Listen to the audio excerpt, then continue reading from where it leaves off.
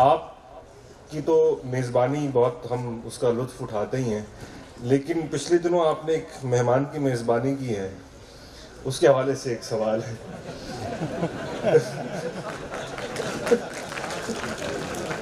سوال نہیں، شرارت ہے۔ وہ آپ مجھے اس کا کوئی کلو دیں گے تو کیوں؟ میں نے اتنے مہمان دیکھے، غیر مہمان ہی کوئی نہیں نظر آتا۔ نہیں بس وہ اس مہمان، اصل دیکھیے نا کہ وہ مہمان ایسا تھا کہ اس کی میزبانی پر ہی سوال بن گیا۔ وہ سوال یہ ہے کہ جناب زرداری صاحب تشریف لائے پچھلے دنوں آپ کے یہاں، تو آپ نے، بعض لوگوں نے تو یہاں تک پوچھا کہ آپ نے مشورہ کیا دیا آخر کا؟ دیکھو بات سنو جی، آپ نے زرداری صاحب کو مخصوص کر دیا، حالانکہ مجھے اپنی زندگی میں ایسے لوگوں سے واسطہ پڑا اور یعنی امپاسبل لوگوں سے واسطہ پڑا۔ یعنی میرا، اگر میں اپنے ایک خفیہ قلبی مہمان خانے کو دیکھوں تو میرا خیال ہے کہ ایسے اجنبیوں سے واسطہ پڑا ہے جو شاید خلاف جذبہ قلب بھی آ کے بیٹھے ہوں، تو بھی میں نے ان کو انکار نہیں کر سکتا۔ دیکھیں، حافظ ابن قیم نے ایک بات لکھی اپنی کتاب سلوک میں، کہا کہ میرے مرشد آ رہے تھے، تو جب وہ آ رہے تھے تو میں نہایا دھویا، میں نے کپڑے پہنے، میں نے عطر لگایا، میں نے کلغی درست کی، میں نے اس کے اوپر پھر بڑا خوبصورت قسم کا امامہ رکھا۔ امامے کے بعد میں جب دروازے تک آیا، مجھے شبہ ہوا کہ میرے نک شک میں کچھ کمی ہے۔ دوبارہ پلٹا، دوبارہ آئینہ دیکھا سنور کے، میرے دل میں اس وقت ایک سوال کیا۔ حافظ ابن قیم کہتے ہیں میرے دل نے ایک سوال کیا کہ اگر آج رسول اللہ صلی اللہ علیہ وسلم ہوتے تو کیا میں اسی طرح کے اہتمام کرتا؟ تو فرماتے ہیں کہ میرے دل نے قسم کھائی کہ میں جس حال میں ہوتا، جس طرح ہوتا، پاگلوں کی طرح دوڑتا ہوا حضور سرکار میں پہنچ جاتا۔ یہ ہوتا ہے فرق ٹیچر میں اور اس کے سٹائل میں، اور اس کی کیوں؟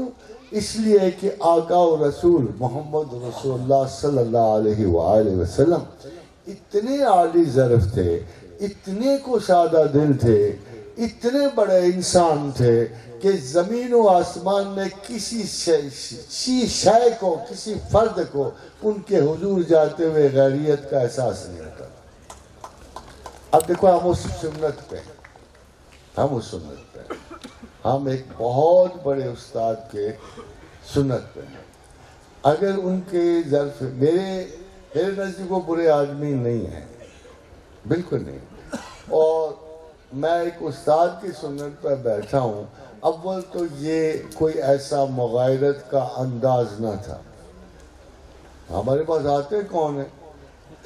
یا ہم اپنے پاس جاتے ہیں یا ہمارے جیسے ہمارے پاس آتے ہیں۔ ہم اپنی طرف کیوں آتے ہیں؟ اپنے آپ کو خطا کار و گناہ گار سمجھ کے آتے ہیں۔ ہمیں اپنی اصلاح منظور ہوتی ہے، ہم جانتے ہیں کہ ہم میں کوئی مقدس نہیں ہے۔ فَلَا تُزَكُّوا أَنفُسَكُمْ هُوَ أَعْلَمُ بِمَنِ اتَّقَىٰ، جس سے ہمارا واسطہ ہے نا، اس کے نزدیک ہم متقی نہیں ہوتے۔ جس خدا سے ہمارا واسطہ ہے نا، جس سے، وہ تو ہمیں کہہ رہا ہے کہ هُوَ أَعْلَمُ بِمَنِ اتَّقَىٰ فَلَا تُزَكُّوا أَنفُسَكُمْ، مت اپنے آپ کو نیک کہو، مت پاک باز کہو اپنے آپ کو۔ هُوَ أَعْلَمُ بِمَنِ اتَّقَىٰ، میں جانتا ہوں تم کتنے متقی ہو۔ ہمارا تو واسطہ اس سے ہے، ساری فائلیں کھلی پڑی۔ اب لے دے کے ہم اگر اس کی نگاہ میں اتنے گئے گزرے ہیں تو ہم سے تو آنے والا کوئی بھی بہتر ہی ہوگا نا۔ تو میں زرداری صاحب کو کیسے برا کہتا ہوں؟ میں زرداری صاحب، میں ان کو برا نہیں کہتا، مگر اس مشاورتی دور میں جو نواز شریف میں یا عمران خان میں یا اپنا زرداری صاحب میں ہوگی، ایک اصول کے میں خلاف ہوں، you just cannot beat about one single bush۔ یہ میں آپ سے ڈسکس کرنا چاہتا ہوں۔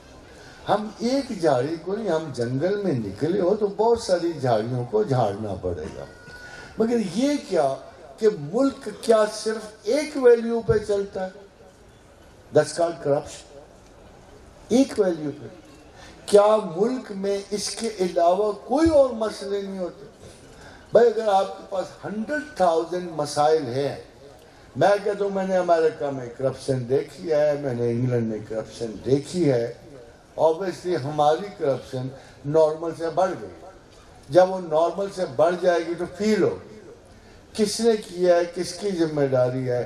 اس ملک میں جہاں ہر روز بے انتہا افواہیں پیدا ہوتی ہیں، دم توڑتی ہیں، یہ اتنا بے چارگی کا عالم ہے کہ we don't know how does this leader behave or that leader behaves. اب مجھے یہ بتاؤ، کیا یہ ایک ہی مسئلہ ہے سارے ملک میں؟ کیا گیس کا نہ پیدا ہونا بھی کرپشن ہے؟ کیا پیٹرول کا زمین سے نہ نکلنا بھی کرپشن ہے؟ کیا گندم کا زمین سے نہ تازہ اٹھنا بھی کرپشن؟ بھائی ایک مسئلہ نہیں ہوتا. یہ ملٹی پرپز مسائل میں ایک مسئلہ کرپشن ہوتا ہے. اور ایک مسئلہ کرپشن میں آپ کے پاس کتنے انسٹیٹیوشن، کتنے زیادہ، گن کے دیکھو. نیب موجود ہے، FIA موجود ہے، اینٹی کرپشن کا محکمہ موجود ہے، اندر سے انٹیلیجنس سینکڑوں موجود ہیں. بھائی نیک بخت تو اتنا چھوٹا سا مسئلہ اور اتنے ادارے، پھر بھی یہ موجود ہے. تو اگر جب قوم کو مخبوط الحواس کر دیا جائے اور وہ پاگلوں کی طرح ایک ہی مسئلے کے پیچھے پڑ جائے تو ملک ترقی نہیں کر سکتا. تو بی ویری فرینک، بھائی ہم نے کچھ اچیو بھی تو کرنا ہے. اب حال یہ ہے کہ کوئی شریف ترین آدمی کسی منصب پہ چلا جائے تو اگلے 2 دن کے بعد اس نے ٹرانسفر کر دیا کہ یہ کرپٹ ہے. Because we are obsessed with the word corruption and we are going to believe that every Pakistani is corrupt. ہم کہتے ہیں اعتماد بحال کرو، بحثیت قوم کے اعتماد بحال کرو اپنا. جو مجرم ہے ان کی انکوائری کے لیے جو آپ کے لیگل کانسٹیٹیوشن آفس ہیں اس کو استعمال کرو، مگر تم بیٹھ کے اقتدار میں یہ نہ کرو کہ سب کرو. بھائی کچھ کرو، کچھ بہتری کے اسباب کرو، آگے بڑھو، بتاؤ کہ ہم تمہارے لیے مسائل حل کر سکتے ہیں. مطلب فرق تو نہیں پڑتا ہمیں، ہمارے سارے لیڈر محترم ہیں، نواز شریف بھی محترم ہے ہمارے لیے شابہ، مگر اگر ان کے خلاف بہتر ایک قانون آ جائے گا، منظوری ہو جائے گی تو یہ فرشتے نہیں ہیں. ہمارا قوم کا سب سے بڑا قصور یہ ہے ہم لیڈروں سے کچھ زیادہ ہی توقع لگا بیٹھتے ہیں. قائد اعظم کے بعد ہم نے کہا زندگی ناگزیر ہے، ملک ختم ہو جائے گا، ملک رہا. لیاقت علی خان آئے، ہم نے کہا اگر یہ بھی چلا گیا قائد اعظم کے ساتھ تو ملک کے ساتھ کیا اثر ہوگا، ملک رہا. پھر جناب ذوالفقار علی بھٹو آئے، کہا کہ اب ملک اس سے رہ جائے گا، وہ بھی چلے گئے، ملک رہا. یہ جو آپ اس پاکستان کی تقسیم دیکھتے ہو یہ ڈویژن ہے، ایڈمنسٹریٹو علیحدگی ہے. کچھ عرصے کے بعد یہ میری بات یاد رکھنا، ایک براڈر افینٹی میں بالکل کچھ سالوں کے بعد بنگلہ دیش پھر آپ کے ساتھ آ رہے ہیں. یہ شاید ان لوگوں کو پتا ہے کہ نہیں، مگر مجھے ٹھیک طرح سے نظر آ رہا ہے. مسئلہ یہ ہے کہ جی آپ اپنے لیڈروں کو یہ کہو کہ آپ کرپشن کی داستان نہ سناؤ، کوئی ایمانداری کی بھی تو داستان سناؤ نا، اپنے لوگوں میں سنا دو. کوئی ایک آدھ اچھی بات. روز اخبار دیکھتے ہیں ادھر کے تو I try to find out how many good and bad news. Averages بڑی خراب ہوتی ہے، دل بڑا خراب ہوتا ہے.